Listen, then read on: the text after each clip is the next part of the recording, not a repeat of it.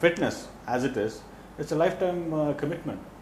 It should be lifetime. Yeah, like people give up on certain things. Like people just wouldn't squat. People just wouldn't squat at all. They say, I just cannot squat below parallel anymore, and so I'm just going to give up squatting. Why would you do that? And squatting below parallel is in everyone's genetics. Yes. And you have to work, you have to put in the work. I'm not saying everybody's squat is going to look like mine or someone else's, but it is in everyone's genetics. Certain basic levels of fitness are in everyone's genetics. And very unfortunately, a lot of fitness professionals get into this, and they're the ones making the excuses for the things like squats and things like that. So that's a little unfortunate. This is an interesting topic, talking about somebody not able to squat deep. It's always my favorite topic. No, it is. I mean, it's a very emotional topic. Yeah, also. it's a very emotional topic because we squat deep, and the thing is, like Jivesh was saying, and even Clint mentioned, that an athlete goes through his life cycle and he changes his training completely. In this, besides the other factors, there are injuries and there are rehabs. And everyone has to deal with them sometime. Everybody has to deal with it. Now, there have been resets in my life where I have torn both my hamstrings, blew my ACL over here on the left, and then I had some dislocation on my left, clavicle dislocation, besides my SI joint injury and all that. All through these periods, there have been resets, and we start from scratch.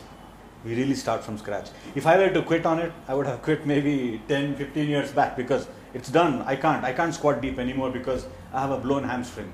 Doesn't work this way. You have to keep getting back. You have to find why did it blow, because there was something wrong somewhere else. Yeah. You have to find that. But you did get opinions. You did get a lot of exactly. opinions. This is where I was coming to.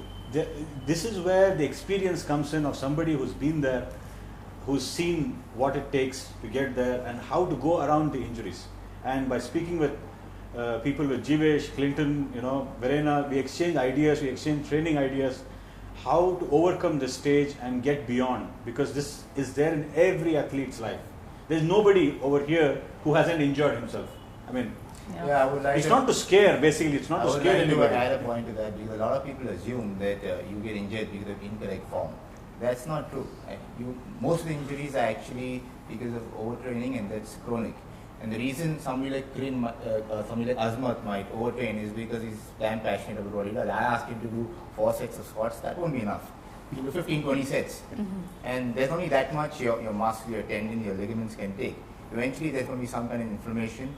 Then what? Then he has to calm down, relax, and probably drop the weight. Periodize it, take some rest. So injuries, for anybody who's professionally involved, injuries are very common. It's not because of incorrect form. So for beginners, the chances of being injured is even more, because most of them have incorrect technique. Yeah.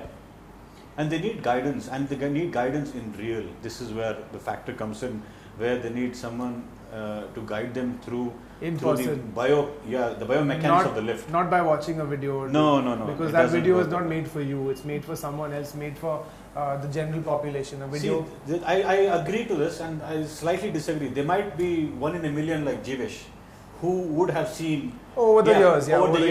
I did learn some things by watching videos, but that's a small fraction.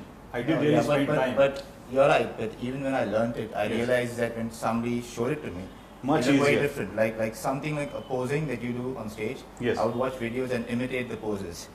Then when somebody would cue me where I would place my elbows and all, I realized I was doing it wrong after 10 damn years. So I was wondering why did I waste so much time. It's much easier somebody telling you what to do. Yes.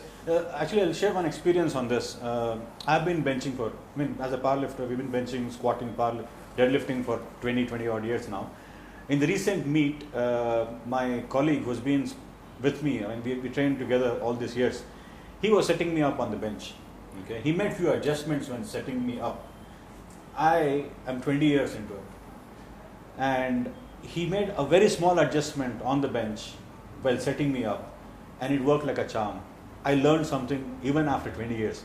This is extremely important. Learning never stops.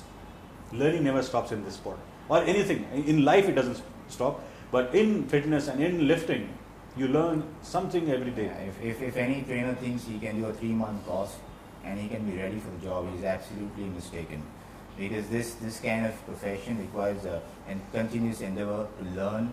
You need to go, spend time in the gym, keep reading, maybe surf the internet, learn, meet people, talk to them, discuss, ask them to watch your form, and even after 20 years you can learn something new. Definitely. Learning never stops in this sport. I It's think something. Just now when I did squats, I asked you to have a look and just check the form and maybe do some improvements and see Yes. what can be done better. Like, I can squat, yeah, but there's still room for improvement. And Yes, there's always something that we could learn, you know, and that really adds on. This is what I have felt really helps.